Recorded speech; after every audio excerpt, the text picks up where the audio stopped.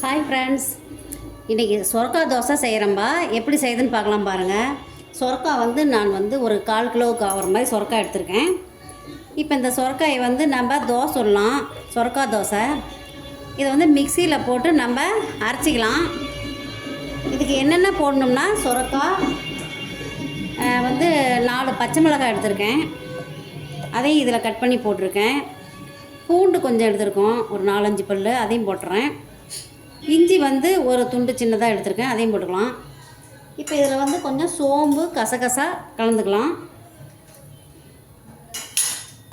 அப்புறம் கருவேப்பிலை தலையும் கொத்தமல்லி தலையும் போட்டிருக்குங்க. இதிலே போட்டு நம்ம நல்லா அரைச்சிக்கலாம், ஃபைனாக அரைச்சிக்கலாம். இப்போ இதை எப்படி செய்யுதுன்னு பார்க்கலாம் பாருங்கள்.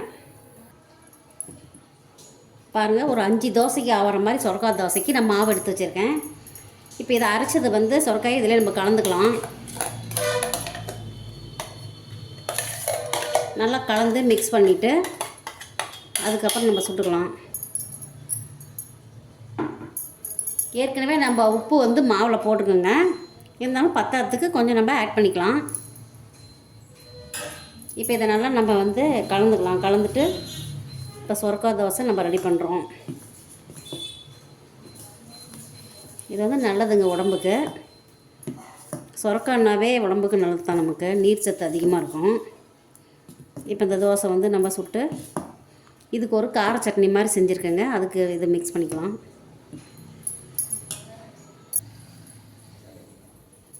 பாருங்கள், இப்போ சொரக்கா தோசை ரெடி பண்ண போகிறேன். நல்லா அருமையாக இருக்குங்க.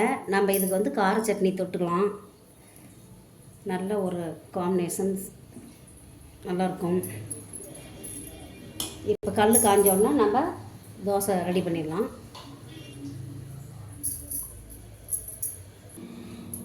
பாருங்கள், கல் காஞ்சிருச்சு. இப்போ நம்ம மாவு எடுத்து நம்ம சுட்டுக்கலாம்.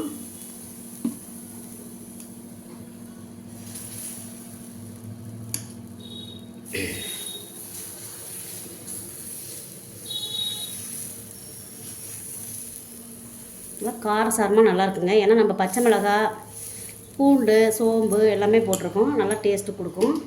இதுக்கு நம்ம நெய் ஆட் பண்ணிக்கலாம். நெய் கொடுத்தோம்னா நல்லா டேஸ்ட்டாக இருக்கும். நல்லா நெய் விட்டுக்குங்க.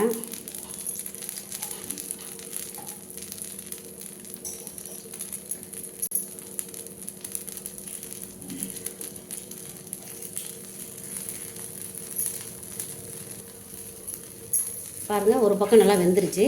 இப்போ இதை நம்ம திருப்பி போட்டுடலாம். பாருங்களா, மொறு நல்லா கிறிஸ்பியாக இருக்குது.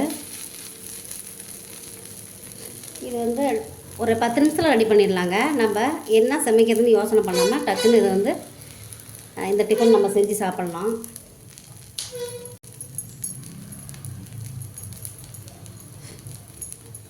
இதை எடுத்துகிட்டு அடுத்து சுட்டுறலாம்.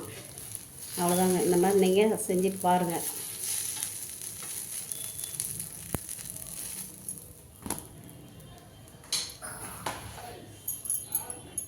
அடுத்தது ஒன்று சுட்டுடலாம். இது 1-2 சொரக்கா அதில் முழுசாக இருக்குங்க. நம்ம அப்படியே கடித்து சாப்பிட்றதுக்கு நல்லாயிருக்கும். சின்னதாக மெலிசாக ஊற்றிக்கலாம் மாவு.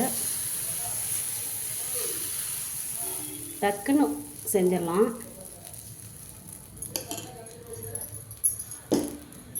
இதுக்கு நல்லா எண்ணெய் ஊற்றிக்கலாங்க.